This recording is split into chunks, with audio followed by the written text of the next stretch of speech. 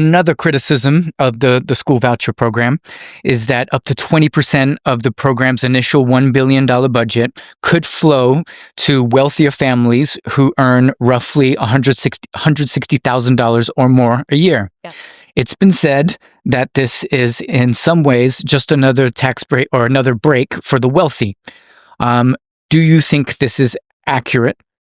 And why wasn't there a cap put on family earning in order to make sure that the money went to those who were in need?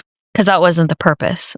The purpose was to incentivize privatizing education. So we'll just be really clear. This was a reverse Robin Hood scheme that takes away from public schools to help rich, wealthy families continue to send their children to public schools. That's why there is no cap. That's why anyone is eligible. And they say, well, we're going to prioritize, low-income students and those that have special needs. Just because you prioritize them doesn't mean that they're going to be admitted and what into does that these mean schools. To prioritize them? Yeah, what does that mean? 20% of them are going to be set aside for students who are higher need. Well, they're not the ones applying for the vouchers. It's going to be wealthier families who have 2-3 kids in school. It's a $10,000 voucher. So $10,000 off of a $20,000 education is a great benefit for them. But for a lower income student who may want to apply to one of these, private institutions, $10,000 doesn't close the gap. Right, still unattainable. It's still unattainable. So vouchers don't create equity. It actually creates more segregation and more inequality. And that's exactly what they want. When you talk about, privatizing education, that inevitably leads to segregation, and they want their children to have a certain type of education away from certain types of students. And it has kind of been something that they've passed underneath the table before. Now it's just out in the open.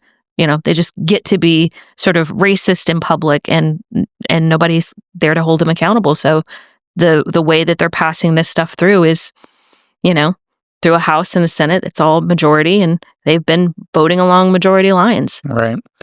Yeah, and I've even read, too, that in the loose wording that's in there and how this money is spent, that it can be used, so if you're, homeschooled or things like that it could be used for transportation or laptops and things like this. And so all of a sudden, we're taking money out of public schools and we're subsidizing wealthier people being able to, pay for Ubers and laptops. With zero accountability, and what the public system is supposed to promise. The Texas Constitution says that all of our young people are entitled to a public school that also provides transportation, that provides mental health and well-being services.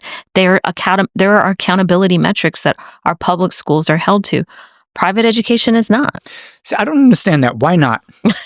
If it's going to be public dollars, why are they not held to the same standards as public schools? It's a great question. And you heard many people in the public and legislators ask that same question.